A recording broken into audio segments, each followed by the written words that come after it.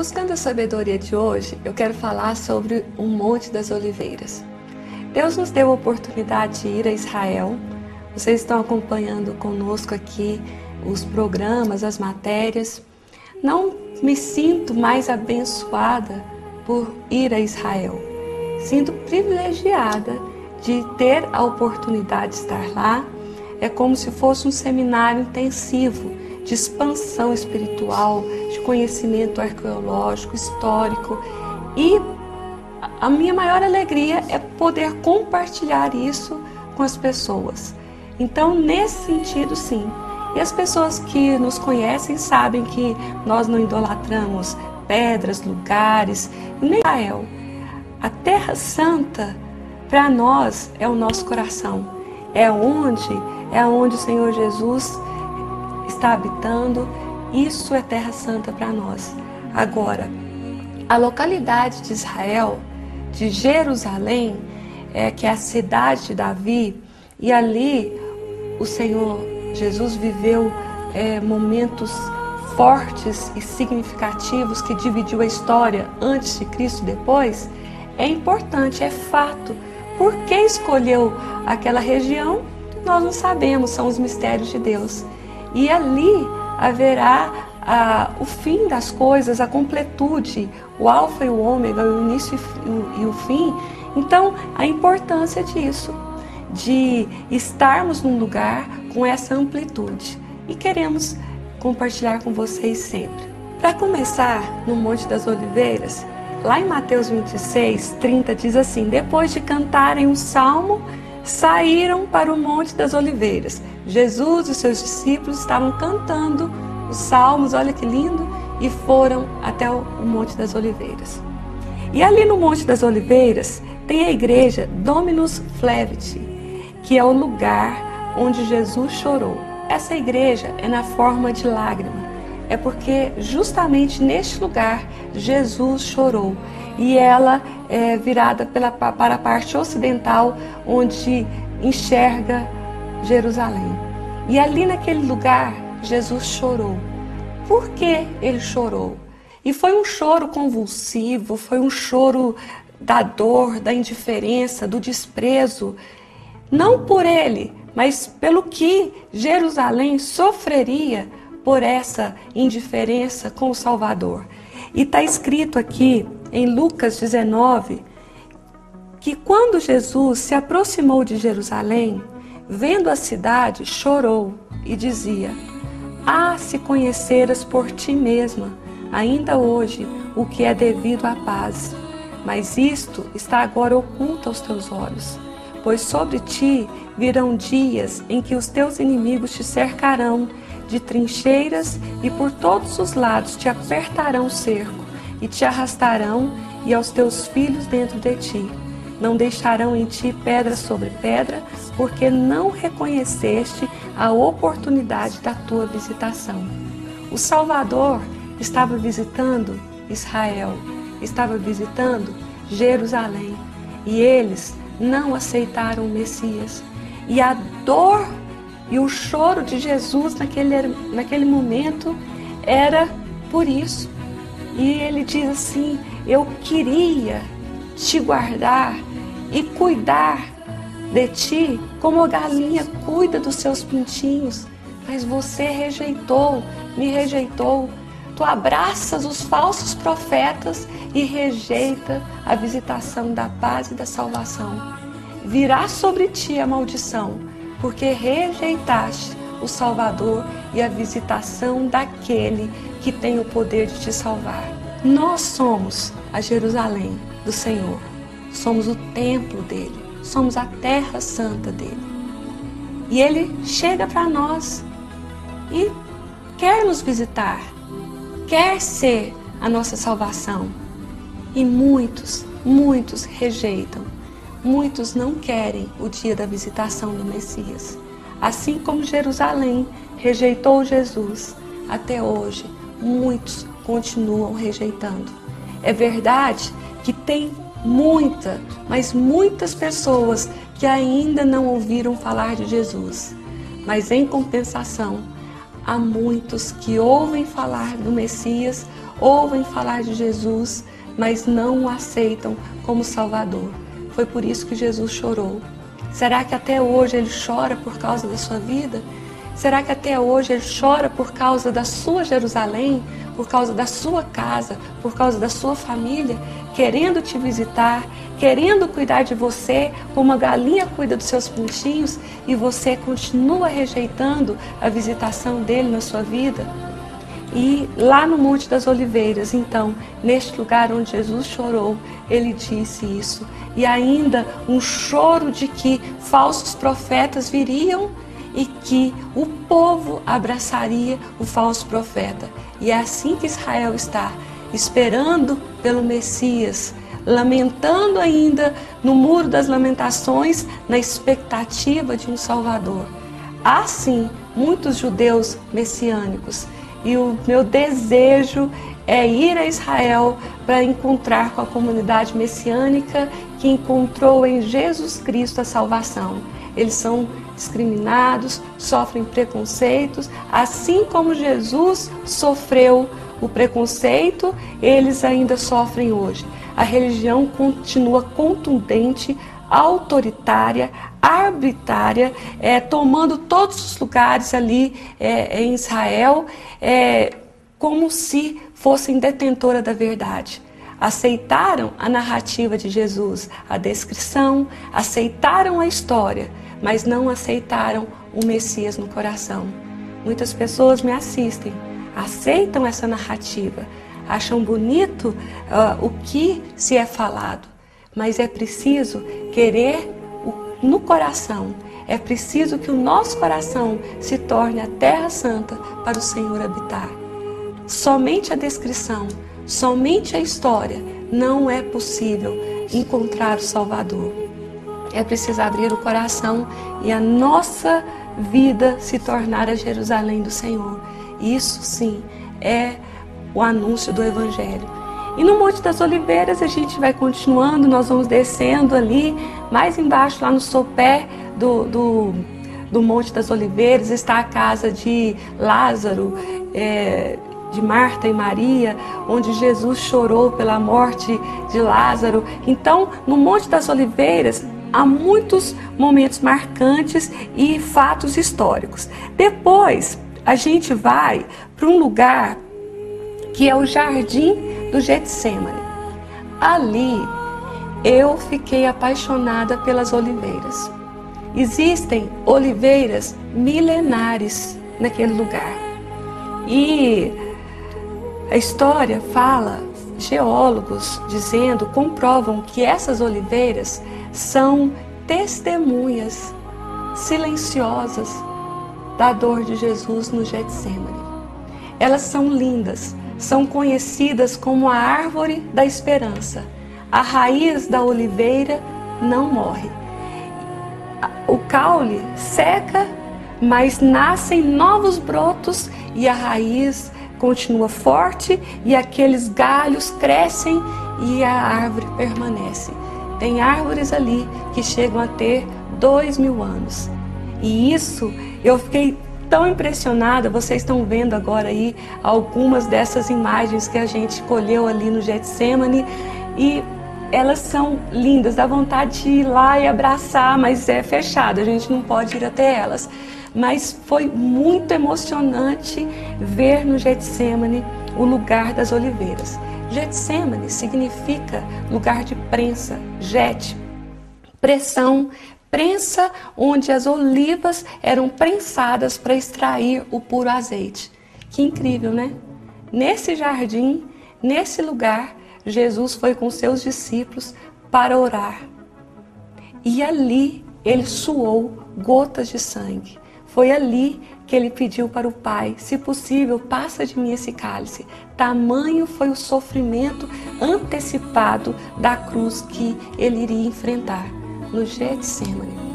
E ali, enquanto ele estava orando, enquanto ele estava suando gotas de sangue, ele foi traído por Judas e Judas chegou neste lugar e ali os romanos o prenderam e o levaram para a casa de Caifás, onde ele ficou num buraco, num lugar escuro, preso por uma noite. Ali ele foi açoitado, ele foi machucado, ele já no outro dia estava debilitado por causa da surra que ele recebeu na noite anterior na casa de Caifás.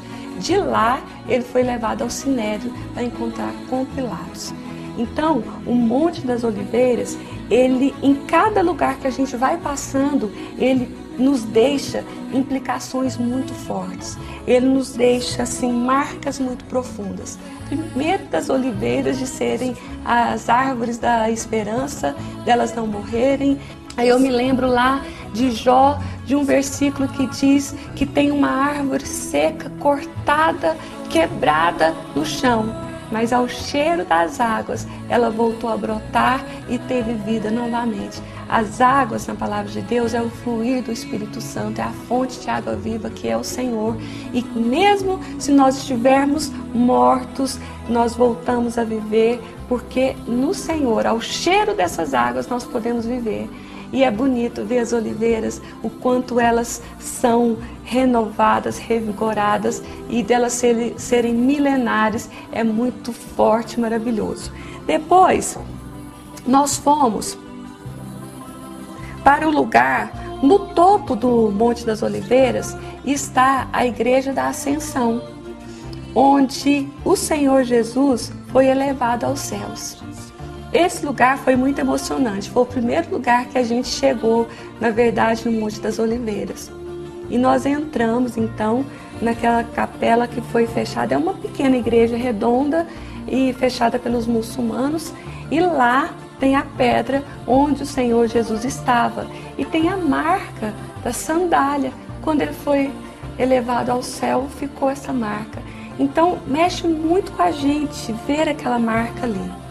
E aí, antes dele subir aos céus, ele disse assim, ó, depois de dizer isso, Jesus foi elevado à vista deles e uma nuvem o retirou aos seus olhos. Mas ele disse o seguinte, antes, recebereis poder ao descer sobre vós o Espírito Santo e vocês serão minhas testemunhas. Onde vocês forem, vocês continuarão esta evangelização. O Evangelho chegou até nós porque pessoas, missionários, pagaram o preço para trazer essa palavra para o Brasil. E a nossa parte é continuar essa evangelização.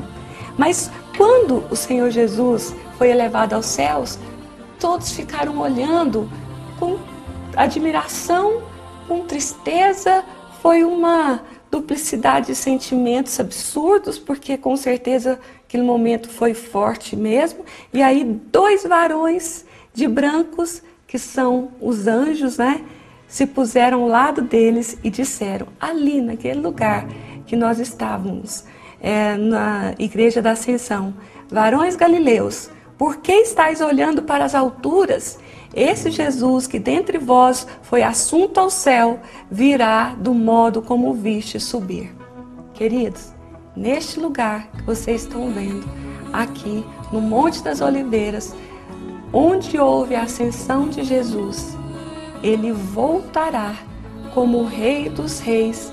Aí nesse tempo, Israel já o terá reconhecido como o Messias, como o Salvador, porque aí houve já a decepção com o anticristo que veio e eles acreditaram que a paz seria estabelecida pelo anticristo e na verdade isso não aconteceu. E neste momento Jesus então estabelece o seu reinado. E a palavra de Deus diz que quando ele descer no Monte das Oliveiras, o monte estremecerá. E haverá uma rachadura, uma abertura, e o monte vai criar um vale no lugar onde o Senhor descerá.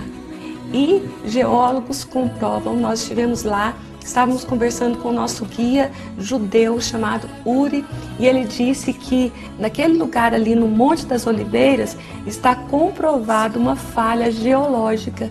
Então, realmente, a gente vê os sinais, a ciência comprovando a Bíblia. Então, tudo está se engrenando.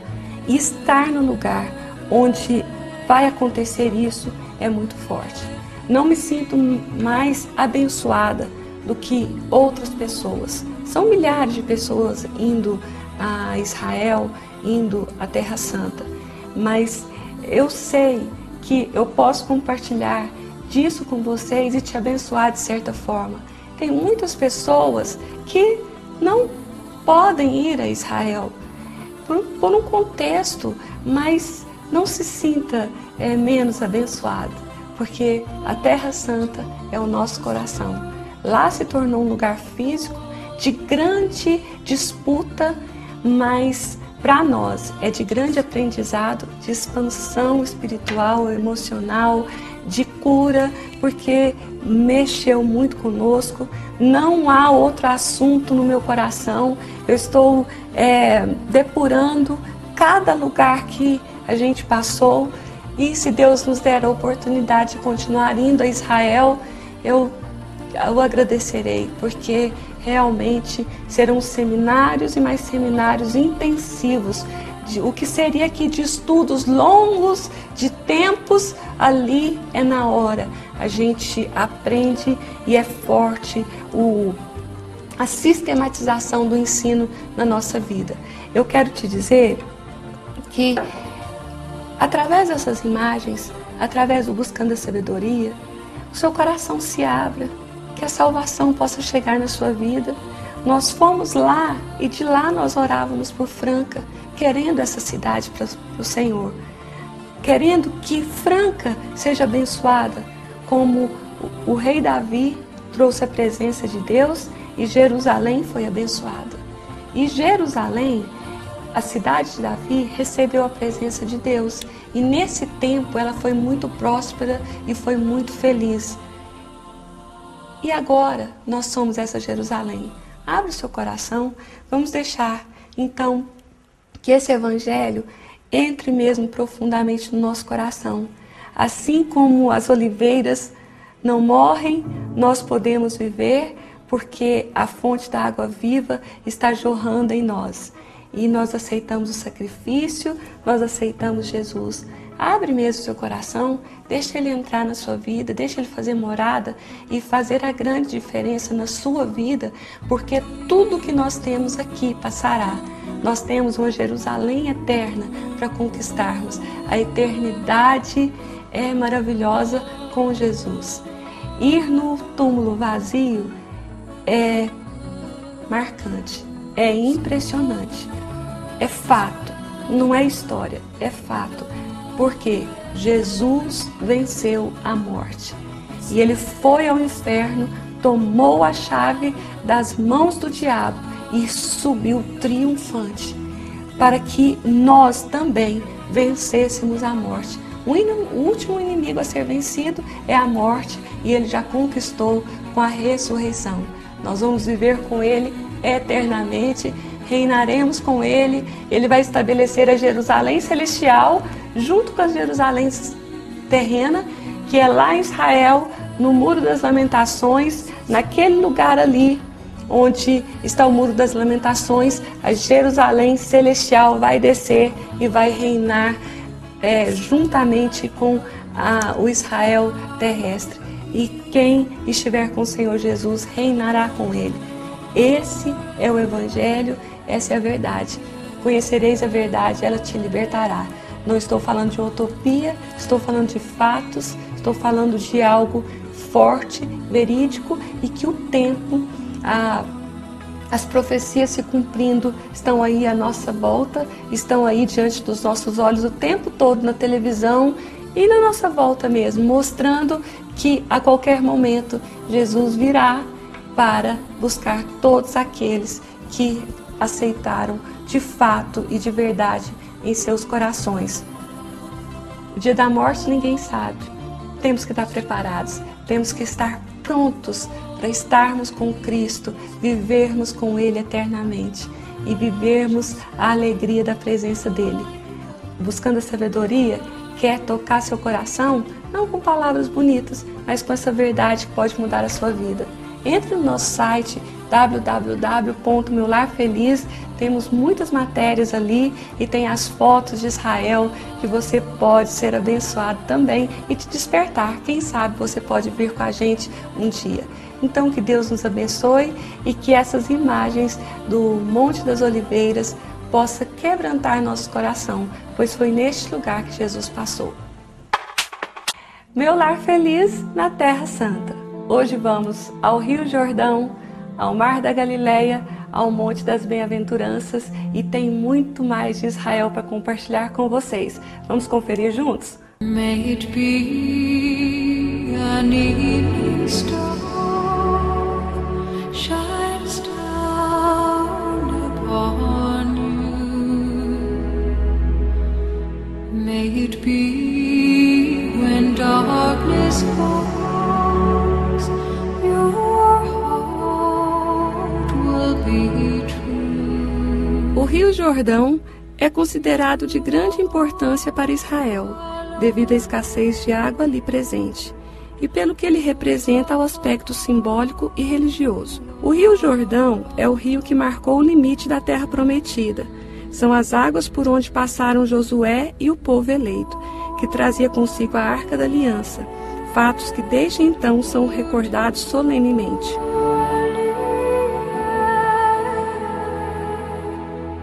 Ok, estamos junto a Marli no seu bautismo hoje no Rio Jordão. Vamos ler Marcos 1, João Baptista. Princípio do Evangelho de Jesus Cristo, Filho de Deus. Como está escrito no profeta Isaías: eis que eu envio o meu anjo ante tua face, o qual preparará o teu caminho em ti. Vós do que clama no deserto, preparai o caminho do Senhor, endireitai as suas veredas. Apareceu João batizando no deserto e pregando o baptismo de arrependimento para a remissão dos pecados. E toda a província de Judeia e os de Jerusalém iam ter com ele, e todos eram baptizados por ele, no Rio Jordão, confessando os seus pecados. E João andava vestido de pelos de camelo e com um cinto de couro ao redor dos seus lombos, e comia gafanhotos e mel silvestre, e pregava dizendo: após mim vem aquele que é mais forte do que eu, ao qual não sou digno de, abaixando-me, desatar a correia das suas alparcas. Eu, em verdade, tenho vos batizado com água, ele, porém, vos batizará com o Espírito Santo. Amém. Amém.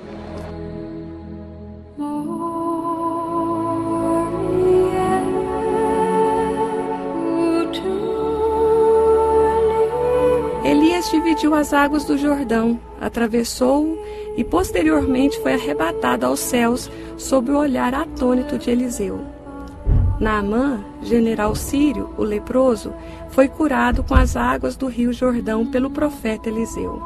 A ocorrência de maior relevância para os cristãos no Rio Jordão foi o batismo de Jesus. Particularmente no Rio Jordão, o que me impressionou foi a beleza do lugar, e como as águas de um verde profundo e transparente se tornam de inigualável comparação. O que tento dizer é que a paz que excede o nosso entendimento se despiu ali para nós, nos deixando ver sua intimidade e provocando em nós um desejo insaciável de mudança, e assim dia a dia buscarmos incansavelmente o estabelecimento desta paz absurda que promove em nós a humildade para semear a mesma semente de paz em tudo que viermos a fazer ou viver. E, acima de tudo, desfrutar dessa paz no mais profundo do coração, e assim seremos curados, e nesta paz venceremos as ansiedades doentias e perigosas dos nossos dias. Na paz de Cristo descanso a minha alma e meu coração, para crer no eterno. Baseada na verdade, me deixo ser tomada por tamanha graça que me foi mostrada pela paz do Rio Jordão. You walk a lonely road, oh, how far you are from home.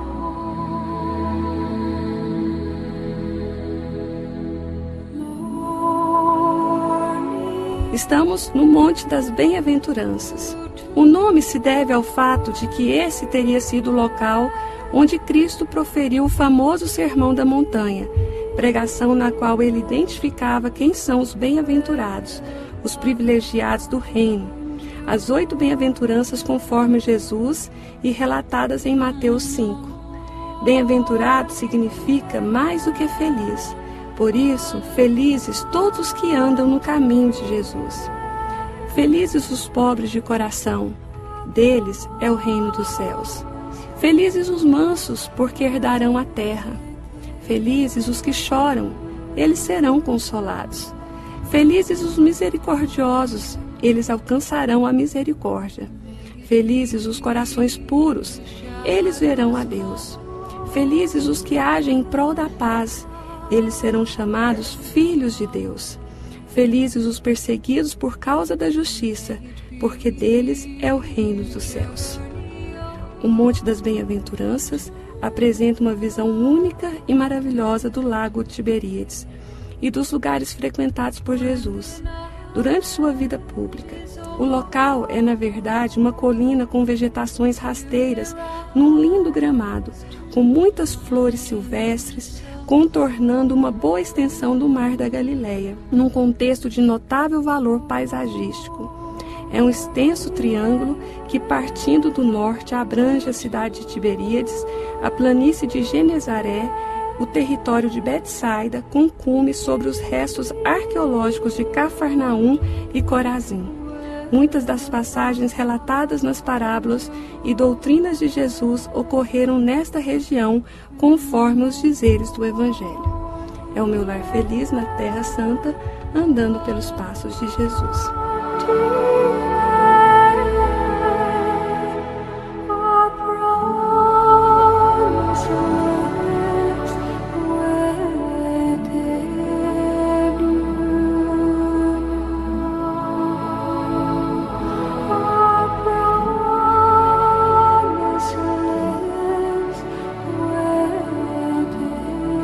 Estamos no lugar onde houve a multiplicação dos pães e peixes. O lugar é mantido pelos luteranos beneditinos. Sim. Isso, e o nosso guia vai ler aqui a palavra.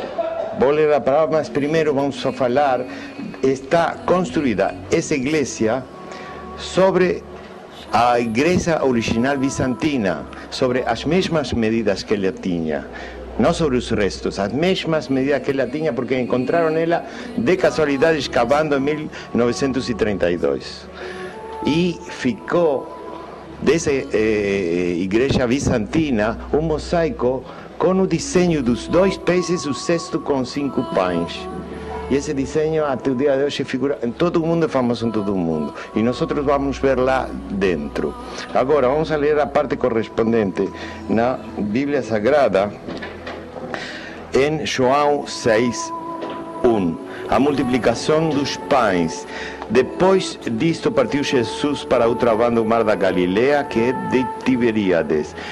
E uma grande multidão seguia porque via os sinais que operavam os enfermos. E Jesus subiu ao monte e assentou-se ali com os seus discípulos. E a Páscoa, a festa dos judeus, estava próxima. Então Jesus, levantando os olhos e vendo que uma grande multidão vinha ter com ele, disse a Filipe: onde compraremos pão para esses comerem?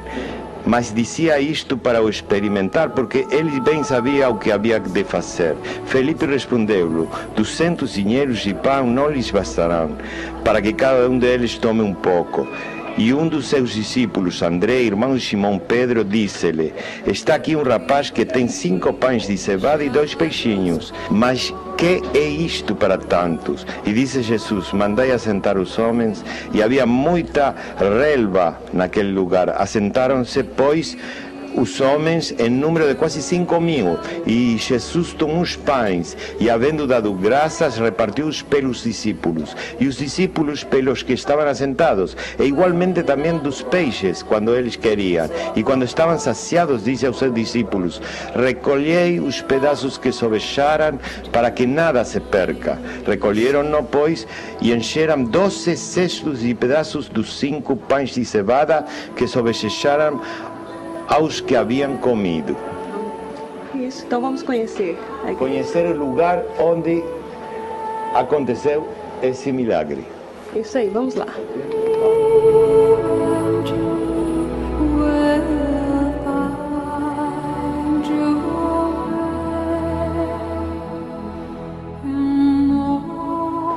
estamos olhando debaixo do altar a pedra original onde Jesus apoiava os peixes e os pães e os repartia.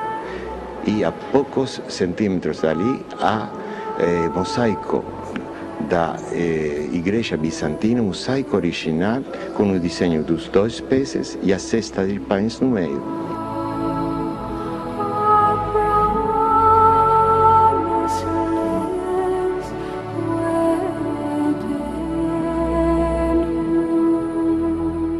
Nós estamos no lugar onde houve a multiplicação dos pães e dos peixes, um grande milagre que aconteceu. E ali nós vemos a pedra onde o Senhor Jesus colocou, apoiou os pães e os peixes para a multiplicação. A grande lição desse milagre é que Jesus perguntou aos discípulos o que é que tinha ali para alimentar a multidão. E os discípulos, até surpresos, procuraram, como assim? Não tem nada suficiente aqui que consigamos alimentar uma multidão como essa, com tanta fome. E aí andaram e viram que um adolescente, um menino, tinha 5 pães e 2 peixinhos. E o Senhor Jesus disse, então traga isso. E os discípulos até então, sem entender o que estava realmente acontecendo, como queria alimentar uma multidão com 5 pães e 2 peixes. E Jesus pegou esses pães e esses peixes e deu graças a Deus e consagrou aquele alimento. E disse aos discípulos, entregou na mão dos discípulos e disse a eles, agora pode entregar e dar a cada pessoa. E ainda sobraram 12 cestos. A grande lição é que Jesus pegou aquilo que era pouco. E ele não olhou para aqueles 5 pães e 2 peixes falando, só isso vocês me trazem? Não disse, que miséria, que coisa pouca, isso aqui não dá. Ele pegou aquele pouco, deu graças e houve a multiplicação. Quando você pega o seu salário, quando você pega o seu lerite, o que você fala? Quando você faz a sua compra, o que você fala para ela? E esse é o grande exemplo de Jesus para nós. Ele é que nos alimenta, Ele é que nos sustenta. Quando chegar o nosso olerite, nós vamos dizer, graças a Deus, a multiplicação do Senhor está na nossa vida. Quando nós formos assentar à mesa, graças a Deus por esse alimento, e nós consagramos Ele ao Senhor, porque Ele é o nosso supridor. Vamos parar de murmurar. Vamos parar de reclamar tanto da vida e dar graças a Deus. Seguir o exemplo de Jesus, que pegou os 5 pães e 2 peixes e deu graças, e a multiplicação foi tão grande que alimentou uma multidão e sobraram 12 cestos. Esta é a grande lição deste lugar maravilhoso em que nós estamos. Vamos aprender a dar graças a Deus. Te convido a fazer isso sempre.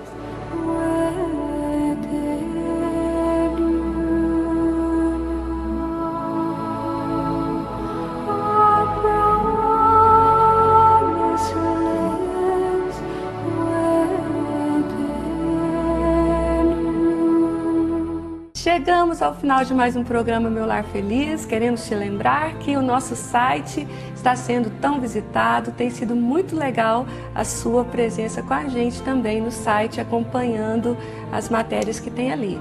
Nosso endereço é www.meularfeliz.com.br e tem o blog da Vânia, onde eu coloco várias matérias, quase que diariamente estou dando a cobertura a Israel. Vale a pena você conferir. E também, se você gostou, peço que indique para outras pessoas, para que elas também sejam abençoadas, conhecendo essa palavra maravilhosa que o Meu Lar Feliz semeia, que é o Evangelho do Senhor Jesus. No mais, eu me despeço. Obrigada pela sua audiência. Um grande beijo a todos e até o próximo programa, se Deus quiser. Até lá, pessoal!